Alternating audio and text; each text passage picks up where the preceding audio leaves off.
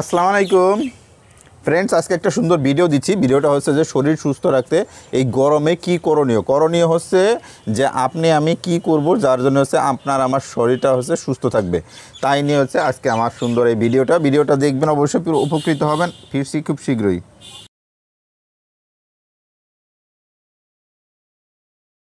বন্ধুরা, যেটা বলছিলাম সেটা হচ্ছে যে শরীর ঠিক রাখতে বা সুস্থ রাখতে আমাদের কি করণীয় আছে বা কি করলে আমরা শরীরটাকে সুস্থ রাখতে পারবো। এই ক্ষেত্রে আমি শুধু তিনটা ব্যাপার বা তিনটা জিনিস আমি শুধু বলে দেবো। এই তিনটা জিনিসের ভেতরে যদি আপনি থাকতে পারেন সেই ক্ষেত্রেও কিন্তু আপনার শরীরটা একদম সুস্থ থাকবে। এক নাম্বার যে কথাটা সেটা হচ্ছে পালং শাক অবশ্যই আপনার এই খাবারের তালিকায় রাখার চেষ্টা করবেন। পালং শাক কিন্তু বর্তমানে শুধুমাত্র যে শীতকালীন যে শাকসবজি তাই না, এছাড়া সারা বছরই কিন্তু কম বেশি করে পাওয়া যায়। আর দ্বিতীয়ত হচ্ছে যে যারা আসলে শরীরটাকে সুস্থ রাখতে চান তাদের জন্য যদি শুধু যে পালং শাকই আছে, তাছাড়াও কিন্তু আরও দুইটা জিনিস আমি বলে দেবো, সেটা হচ্ছে ডিম আর হচ্ছে বাদাম। এটাও কিন্তু পালং শাক বাদ দিয়েও কিন্তু এই দুইটা নিয়েও কিন্তু আপনার শরীরটাকে হচ্ছে আপনার স্বাস্থ্য ঠিক মতো রাখতে পারবেন, সুস্থ রাখতে পারবেন। সেই কথা আর একবার বলে দিচ্ছি।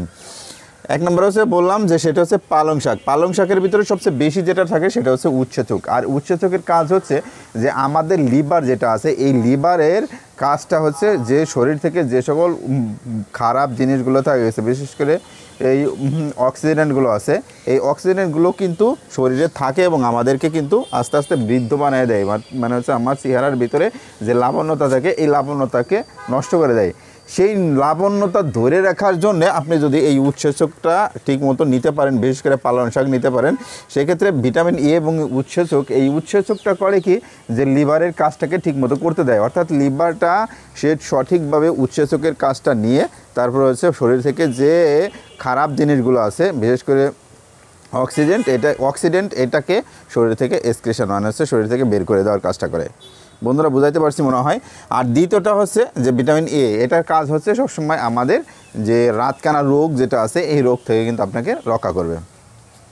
দ্বিতীয় কথা হচ্ছে যে ডিম আর হচ্ছে ডিমের ভিতরে কি থাকে, ডিমটার ভিতরে সবচেয়ে বেশি যেটা থাকে সেটা হচ্ছে সেলেনিয়াম এবং আয়রন। এই সেলেনিয়ামের কাজ হচ্ছে যে সবসময় আপনার যে বৃদ্ধ যে একটা সাপ থাকে, সাপ পড়তে পারে, সেই সাপটা থেকে কিন্তু আপনাকে রক্ষা করবে। অর্থাৎ শরীর সুস্থ রাখার জন্য যে ইমিউনিটি সিস্টেমটা বিল্ড আপ করা দরকার, সেই ইমিউনিটি সিস্টেমটা বিল্ড আপ করার জন্য কিন্তু এই সেলেনিয়ামের বড় একটা ভূমিকা আছে। আর এই ভূমিকা থাকার জন্য সে কিন্তু আপনাকে খুব সহজেই কিন্তু বৃদ্ধ হতে দেবে না। অর্থাৎ আপনার যে শরীরের ভেতরে যে একটা বয়স্ক সাপ সেটা হতে দেবে না। 3 নম্বর যেটা আছে সেটা হচ্ছে বাদামের ভিতরে সবচেয়ে বেশি যেটা ভালো বাদাম সেটা হচ্ছে পেস্তা বাদাম এমন একটা বাদাম যেটাকে আপনি যত খুশি নিতে পারেন, এবং এটার ভিতরে সবচেয়ে বেশি থাকে হলো ওমেগা 3 ফ্যাটি অ্যাসিড বা ওমেগা 3 ফ্যাটি অ্যাসিড। এটি হচ্ছে অ্যান্টিঅক্সিডেন্ট হিসেবে কাজ করে এবং হচ্ছে আপনার ইমিউনিটি সিস্টেমকেও বিল্ড আপ করে।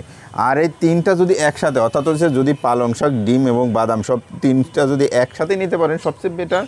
আর যদি আপনি একটাও যদি ঠিকমতো প্রতিদিন নিতে পারেন সেই ক্ষেত্রে কিন্তু আপনার শরীর সুস্থ রাখার জন্য 100% কার্যকরী হবে।